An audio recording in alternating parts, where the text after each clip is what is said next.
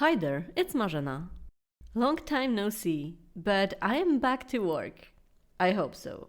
In my current situation, you never know, but at least today I finally have something to show you. This project was supposed to be a part of a Valentine's Day collaboration, so it has been postponed a little bit. Although, who would limit the love to just 1 month, right? Without further ado then, I present to you a sad and lonely Medusa. Let's dive in. This time I went for the obvious, and I picked Viperini as a base doll. She already has those pretty Voldemort/reptile-like features, perfect for our snake lady. I started by removing the snakes from the back of her head, which was way easier than I thought. After that, I cut off her hair with very sharp scissors. Submerge the head in freshly boiled water for about 1 minute. Detached the head from the body. Extracted the remaining hair plaques and glue from the inside of her head.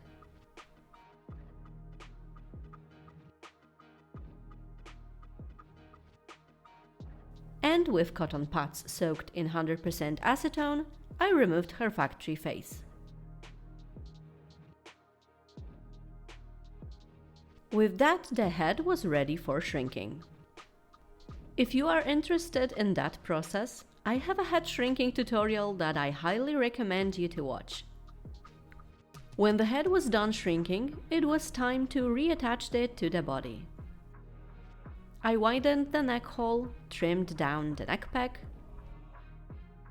slimmed down the neck, heated up the head with a hair dryer, and finally popped it back onto the neck.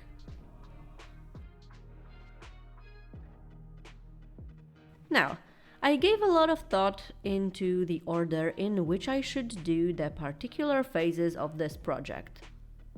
I decided that it will be best to not mess up the finished face-up by sculpting over it, and to not make the head full of snakes at the beginning, because it would make the tinkering with the body mods way more difficult. So, settling in the middle, I started by sculpting only the roots of the snake hair, and only at the hairline. I planned to make the rest when I will have a full body finished.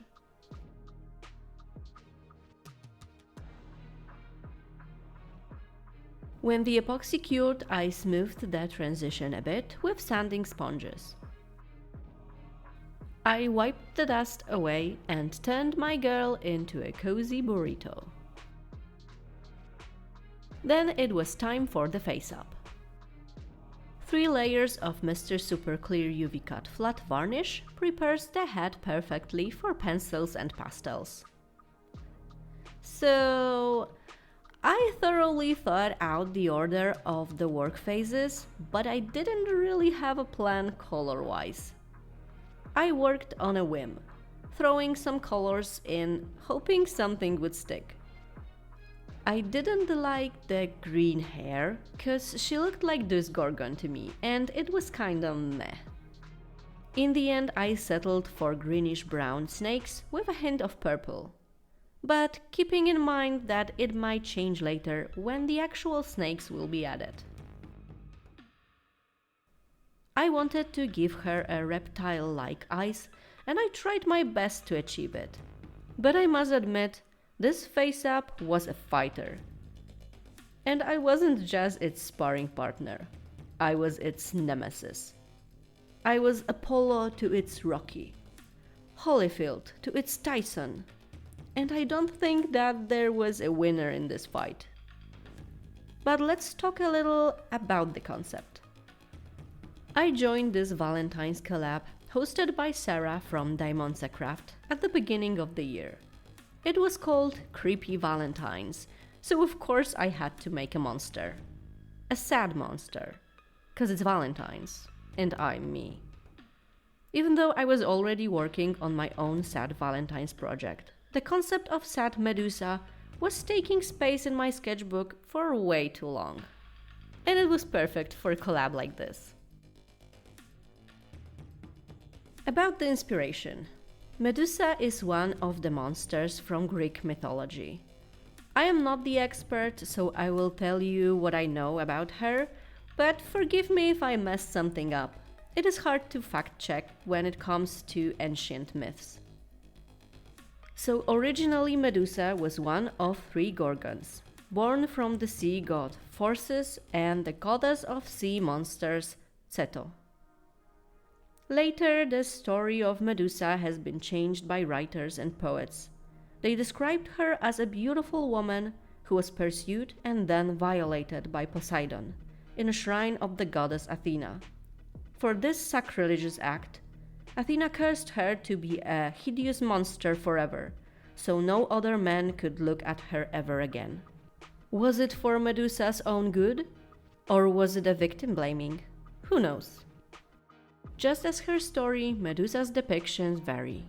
Sometimes she is a winged creature, sometimes a woman with cracked skin, sometimes she has a snake body.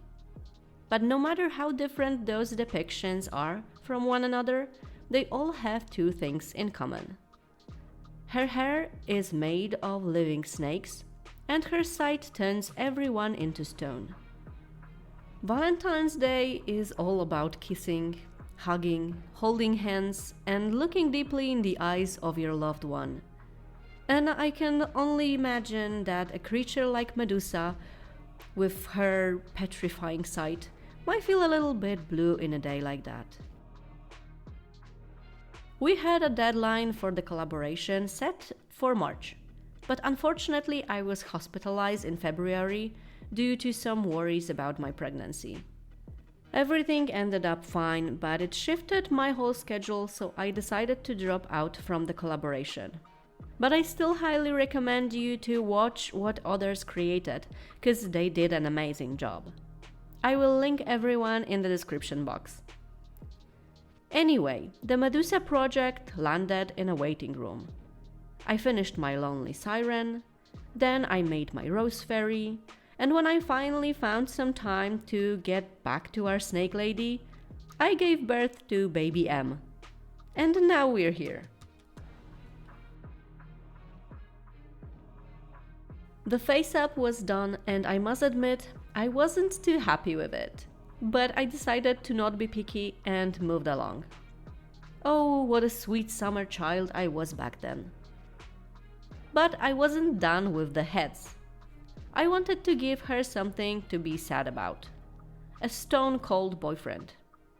I had this Deuce's head that I prepped and shrunk ages ago for some different project that I ended up not making at all.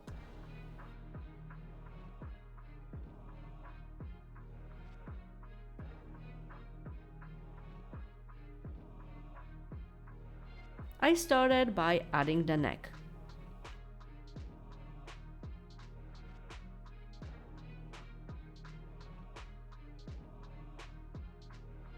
Using photos of statues as reference, I sculpted the hair and I let the epoxy cure before I moved to the face.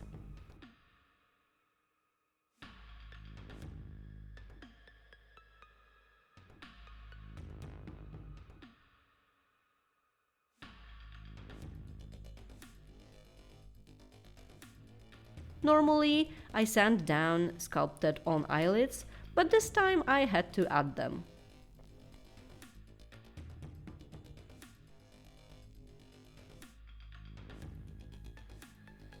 It looked okay, but I didn't like the lack of expression on him.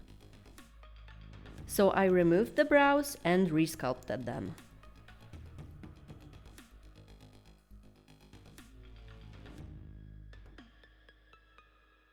And I also modified his jaw and lips, so he would look more unpleasantly surprised. He is turning into stone after all. That is not something that happens to you every day.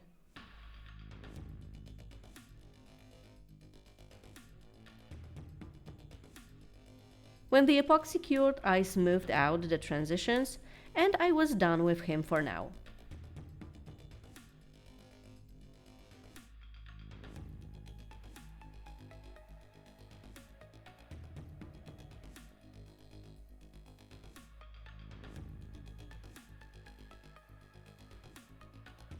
I could go back to my girl. From all the different depictions of Medusa, I picked the one I remember from Clash of the Titans, which is the lady with a lower body of a snake. So she won't be needing her legs anymore. Also, her arms had to go.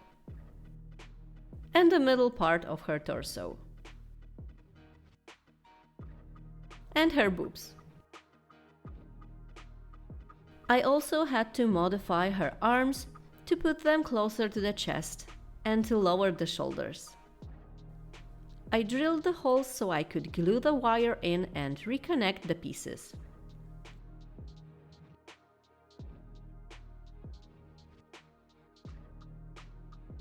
To put the torso pieces back together, I squeezed a piece of aluminium foil in the chest cavity. I inserted a hooked wire and secured it with a lot of hot glue.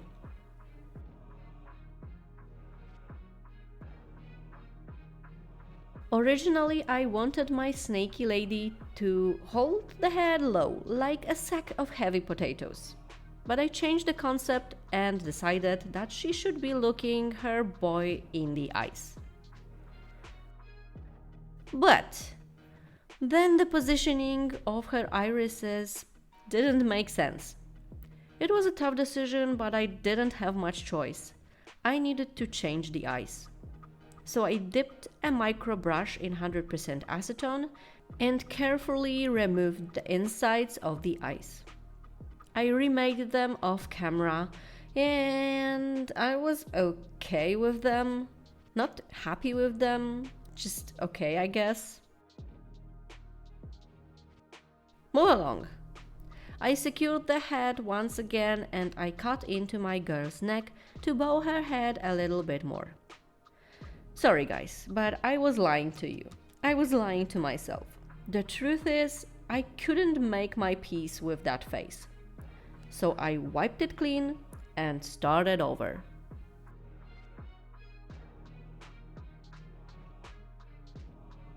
The difference was subtle, but she had more expression with that new face, and I liked that better. I could finally bring out the epoxy sculpt and start sculpting.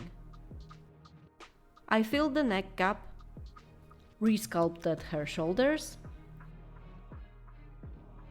I added the scaly texture, of course. Gave her a new stomach.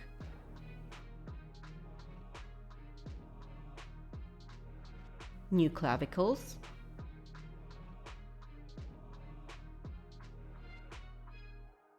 And when those parts cured, a pair of brand new boobas.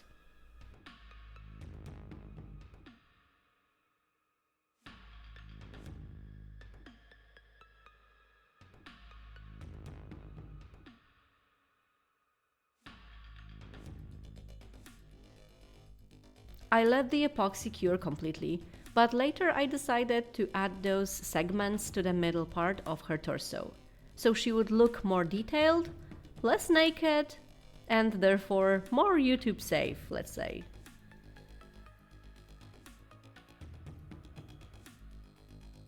To make the tail, I needed to have the stand ready, so I would know how to bend the tail so its placement would look as natural as possible. It is a good project for elaborate stand, but the biggest pieces of wood that I have were not big enough.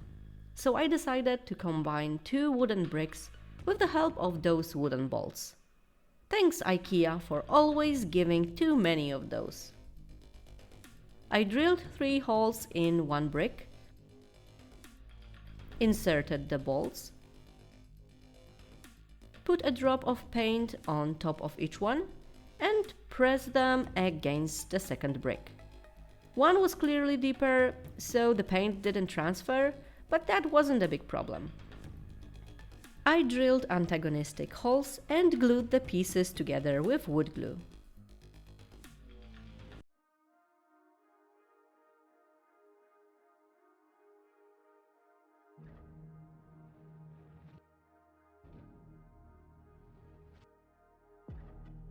binded the bricks with tape and left them for the night so the glue cured completely. On the next day I cut out the excess of the glue and removed the tape, and voila! A big ass base for our big ass stand. I wanted the main piece of the stand to be a broken pillar, like it's a part of some abandoned temple. I made the cores for my pillar pieces from a thick wire that I covered with aluminium foil and wrapped around with a very thin and bendable wire so the clay could stick better to it.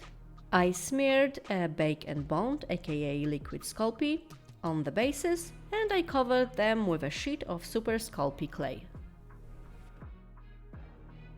I could leave it simple, but hey, it's me, so I cut a bunch of clay stripes and added them to my pillar to make the shape a little more interesting.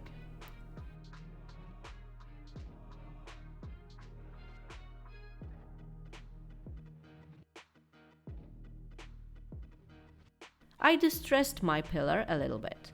Few cracks here, few dents there. And voila, ready for baking. I also made some random pieces of the pillar and some abandoned weapons, cause she's a monster that a lot of people tried to slay after all. I gave each piece a good sanding treatment. The one piece of the pillar that was supposed to be the bottom part still needed the base. I made it in 2 rounds. First the torus, baked it, then the plinth, and baked it once again.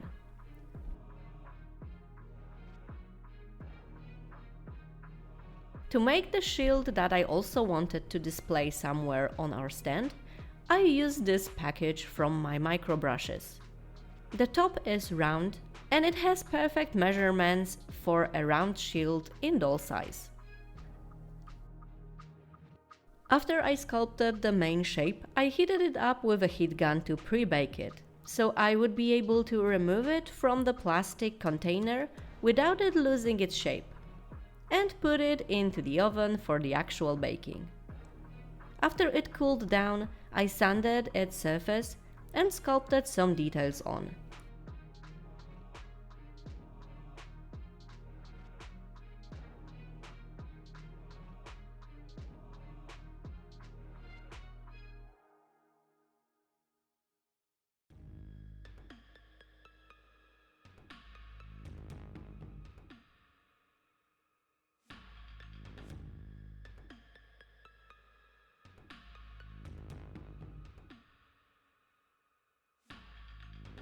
Off camera, I made a bunch of pavements, and with that all the elements for the stand were finally made.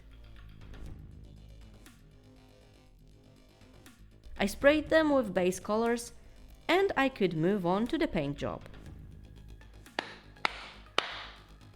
The copper parts of the weapons I painted with a gold paint, and I finished them with a dark brown wash.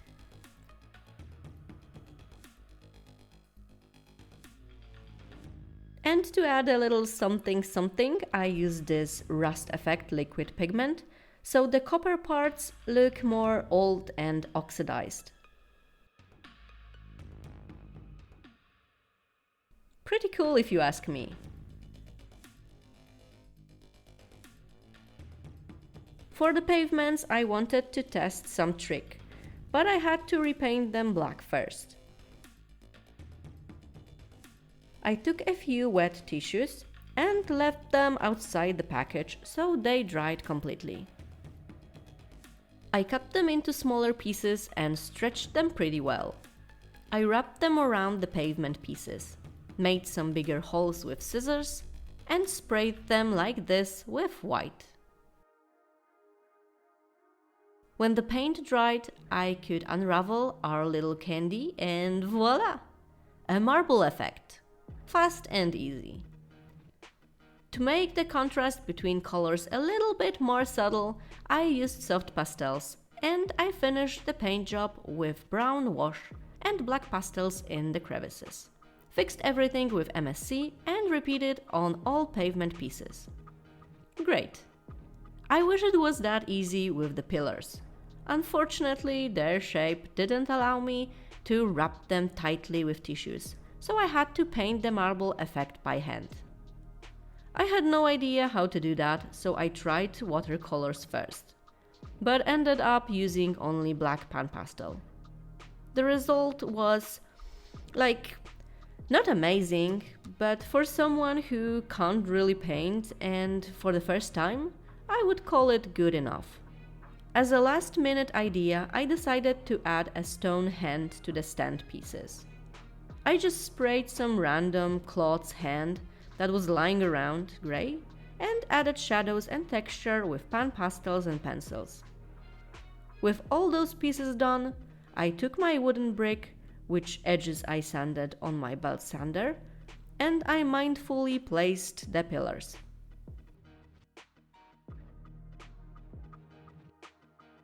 And the stone hand. I made the borders from duct tape and it was kitty litter time. I mixed a good amount of clean kitty litter and wood glue and spread it over my stand. Then I sunk the remaining pieces in the slowly expanding mixture. I waited a little bit too long with the pavements, therefore they didn't sink as deep as I would want them to. So I had to fix that later. But for now it was okay. And on the next day we had our stand.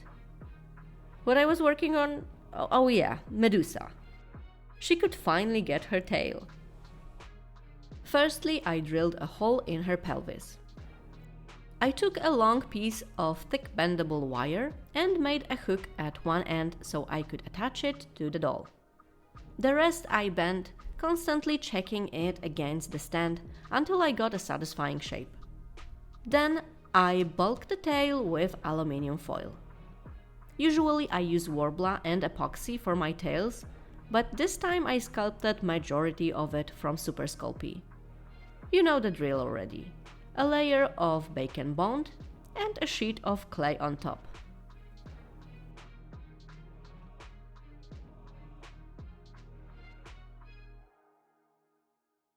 And here's our tail after first baking. I wasn't quite sure how to approach sculpting the scales, so I was forced to experiment. First, I tried to sculpt them from a new thin layer of clay, but I hated it. But I did like the front belly part, so I started with that.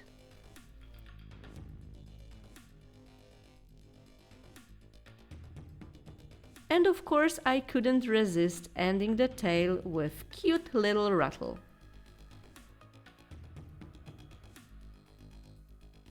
This time I made the scales one by one, similarly to how I make them on my mermaids. But here they do not overlap and I made them in an arrow-like manner.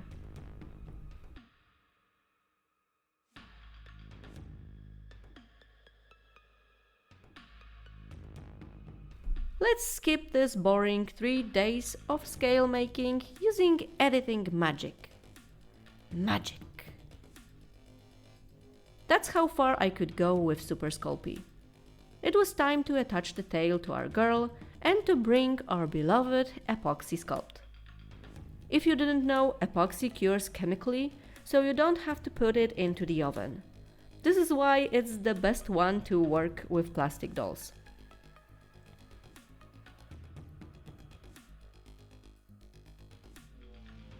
I am not normal, so of course I had to sculpt the butt. The snake's ass. I sculpted the belly part,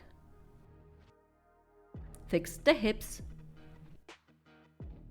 and left it for a good night of curing. On the next day, the scale time. I used Mod Podge because the epoxy scales had some trouble sticking to the tail. And before anyone will say, "Oh, I wish I had your patience," I am not a patient person. It is not patience, no. I am just batshit crazy and full of self-hatred. When the scales were all done, I gave our girl her hands back. glued them in place and covered the joints with epoxy. And on the next day, the body was finally ready for painting.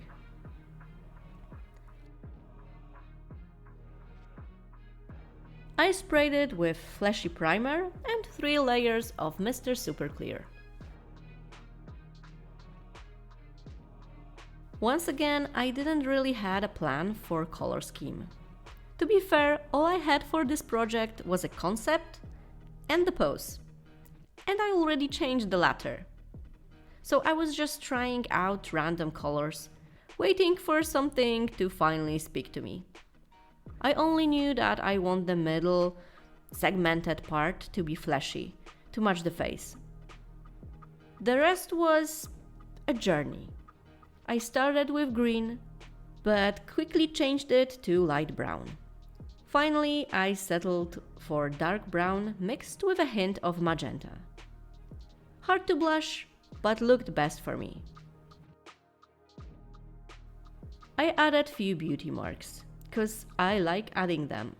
And because labor is fun, I painted over every single scale, creating a pattern to make the tail a bit more detailed and intricate. I started with watercolor pencils, but after I switched to watercolor paint. The paint left me with smoother finish, but I still had to paint everything twice. At some point I also ditched the whites, still detailed but a little bit more subtle. To finish the body, I just added a little bit of shadings and secured my work with, I stopped counting which, layer of MSC. When that dried, I removed the protective wrap from the head and it was time for the scariest part. The hair. Nie, absolutnie nie chciałam, żebyś coś takiego zrobiła. Zjebałeś wszystkie, co dzisiaj zrobiła.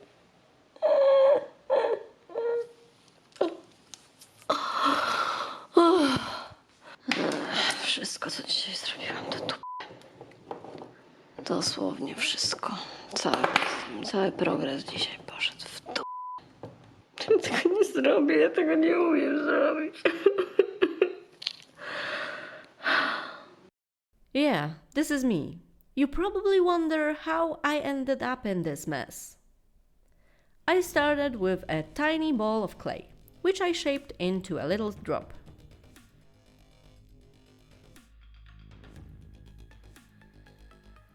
With a silicone tool, I marked a mouth. Then I made dents for the eyes. I rolled a tiny snake of clay, cut 2 pieces of it, placed over the eyes, and sculpted the eyelids. I placed the tiniest balls of clay into the eye sockets. With an excavator, I poked the nostrils. I added some scaly texture using a metal tool handle and a silicone tool to add scales around a mouth.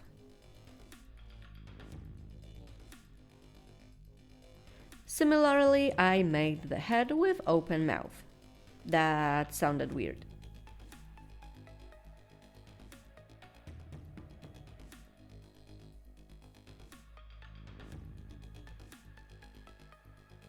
I poked the holes for the teeth and inserted pre-baked fangs into them. I used a bit of liquid Sculpey to secure those fangs.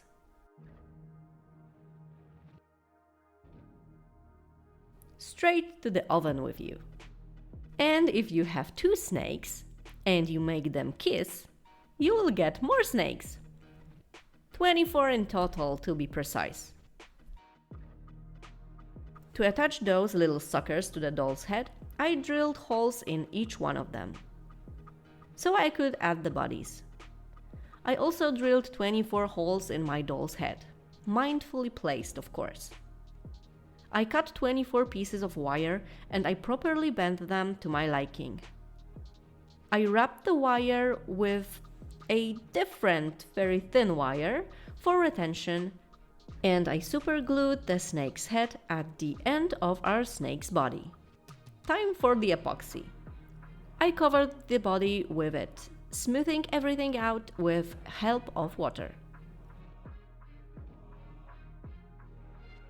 I added the belly part and the scaly texture.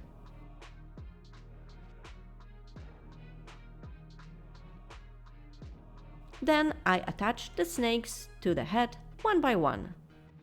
It was a painful process, you know, you've already seen me crying. That's the crafting for ya.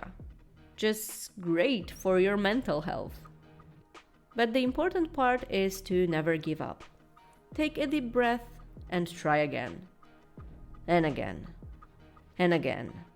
And as many more times as needed. In the end, because I am stubborn as hell, I managed to create pretty decent looking snaky hairstyle.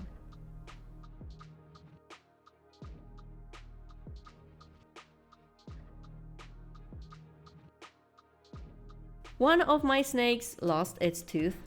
I have no idea how or when it happened, but I had some spare ones, so I fixed it pretty quick.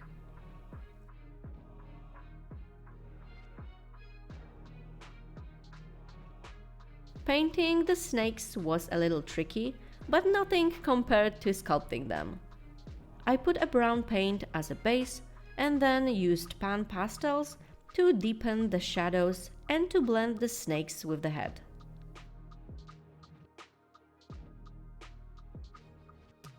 The insides of the mouths I painted pink and the fangs with creamy acrylics. Then I used dark brown wash to make the details of the snakes pop.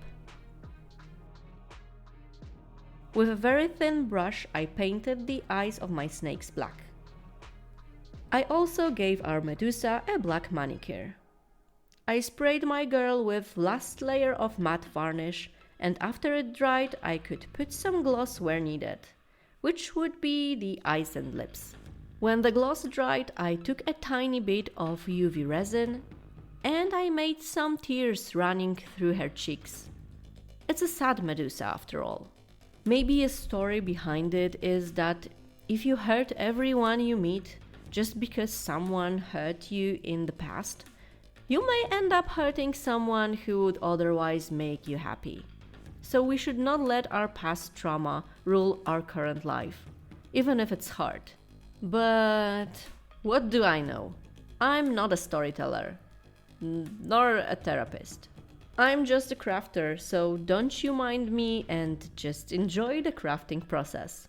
To finish the doll, I put a layer of gloss varnish on the snakes and on a scaly part of the body and tail.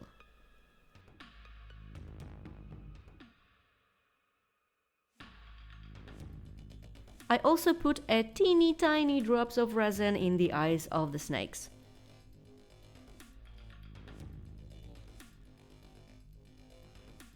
And with that, the doll was finally done.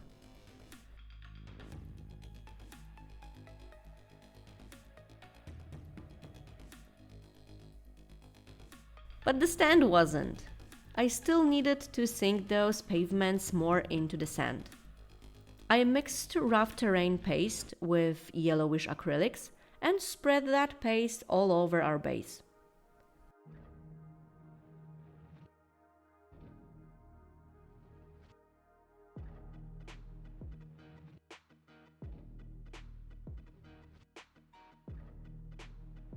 I then sprinkled some tiny rocks and placed some bigger ones here and there. Painted the sides of the stand with various shades of brown. When everything dried, I applied a layer of brown wash and let it dry as well. And the stand was also done. The last but not least, our stoner head, aka the boyfriend. His face was pretty easy. Just grey spray primer, shading with pan pastels,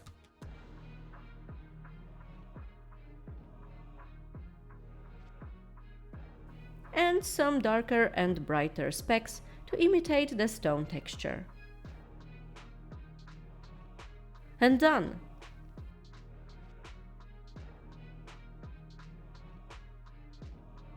Let's introduce our lovers to each other. I spent a lot of time positioning Medusa's hands, but it was still tricky to glue the head so she would hold it properly. But well, it is what it is, and they are finally ready to be placed on the stand. That I finished with a sheet of EVA foam so it won't scratch our shelves.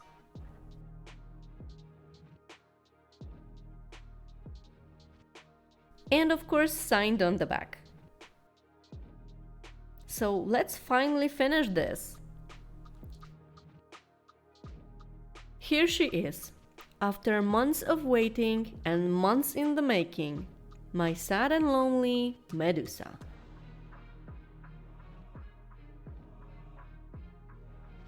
This project must be the most detailed one I have ever made. I can spend 4 weeks just sculpting flowers, but the tiny snakes, the scaly tail, all the pieces for the stand, that was something else. Also, it gave me such a hard time with redoing the face and with the hair. Up to that point, I really didn't like this doll at all. But I feel that those nasty tiny snakes, those 24 little suckers, made her whole, elevate her look, and now I really like how she turned out. I was scared of this project, but I think I did a pretty good job with her. And I like how natural her tail looks lying on the pillar. I would love to hear what you think about her. Let me know in the comments down below. Was she worth the wait? In any case, thank you guys for being patient with me during my absence, and for supporting me during that time, either through buying me a virtual coffee at ko-fi.com or just by rewatching my older videos. It means a lot. I hope that I am now back for good and you won't have to wait long for the Halloween special. If you like my content, subscribe to my channel, leave a like and share my videos with your craft-loving friends. And just enjoy more in the future. Follow me on X or Instagram for more updates and sneak peeks. Thank you guys for watching and see you soon!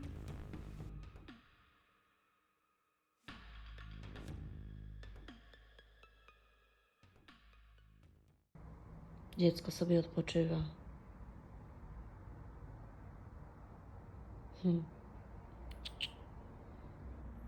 Kluska. Udajesz, że cię tam nie ma.